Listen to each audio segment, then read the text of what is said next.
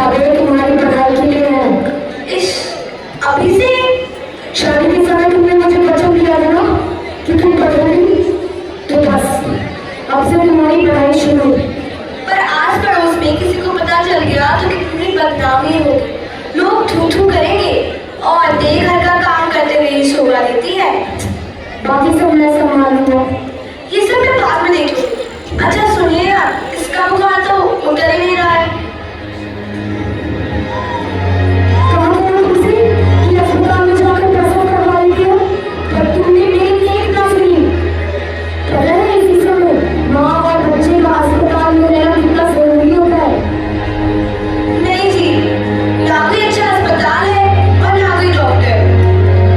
इसका मतलब तो उंगार ही करा पड़ रहा है। क्या दीजिए?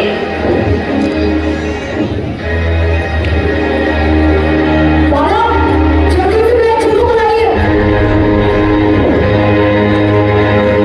ये क्या कर रही हो तुम आनंदी? भगवान की विभूति लगा रही हूँ। बस आनंदी, यह सब अंधविश्वास होता है। अरे आप यकीन तो कीजिए, इसका माथा ठंडा पड़ रहा है और बुखार भी कम हो रहा है ना बाबू? देखिए।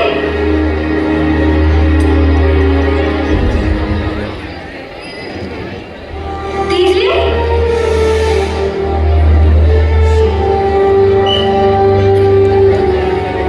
उठो बाबू, आंखें खोलो, तुम्हें तुम्हारी माँ बुला रही है।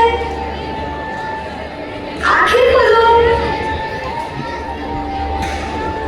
ठीक है वैसे क्या हो गया है? आंखें भी नहीं खोल रहे, हाथ हिल भी नहीं रहा है। आंखें खोलो बेटा, आप चुप क्यों है? हमारा बाबू ठीक तो है ना? आंखें खोलो बेटा, आंखें खोलो।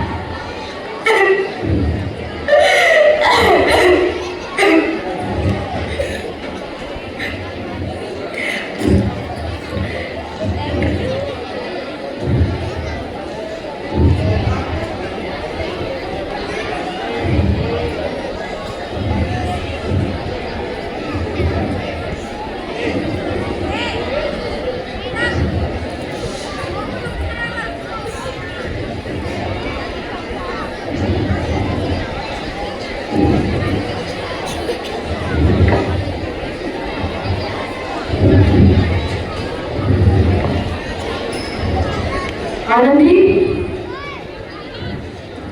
आनंदी, आनंदी, आनंद।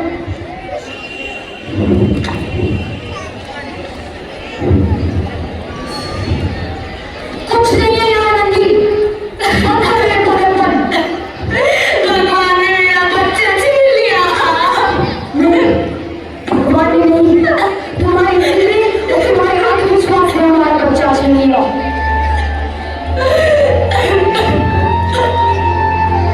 अगर तुम कुछ कर रही होती तो मेरी बात समझ पाती। तुम अंदर ही अंदर भगवान।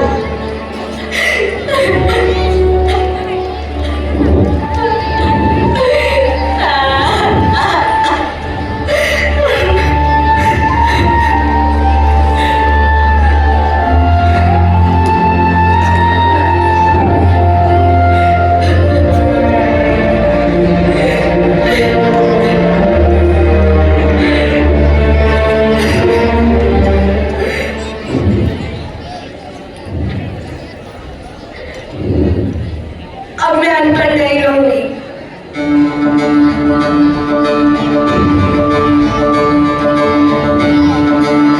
नहीं रहूंगी मैं अनपढ़। मैं पढ़ूंगी ताकि कल किसी माँ को इलाज के अभाव में अपना बच्चा न खोना पड़े। मैं पढ़ूंगी।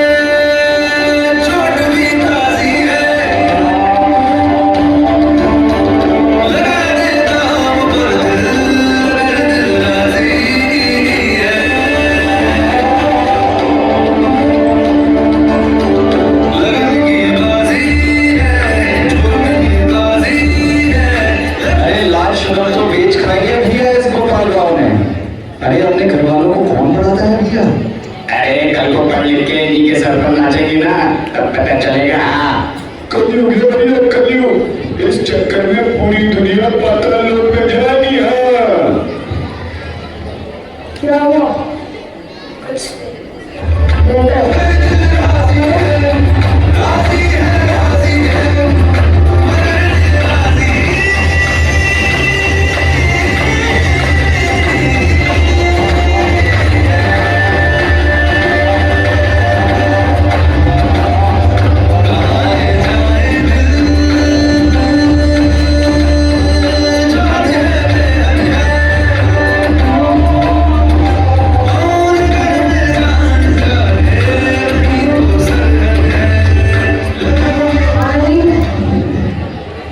तुम्हें शिष्यवृत्ति मिली है। ये लो तुम्हारा अमेरिका का टिकट। क्या?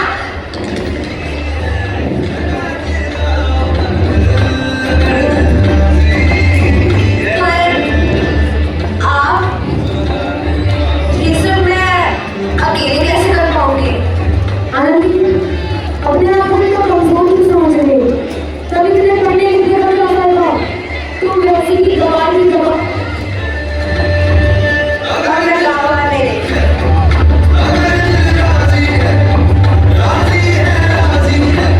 सात अप्रैल 1883 को आनंदी अमेरिका के पेंसिल्वेनिया के लिए रवाना हुई और 3 साल बाद 11 मार्च 1886 को उन्होंने डॉक्टर ऑफ मेडिसिन की उपाधि प्राप्त कर ली।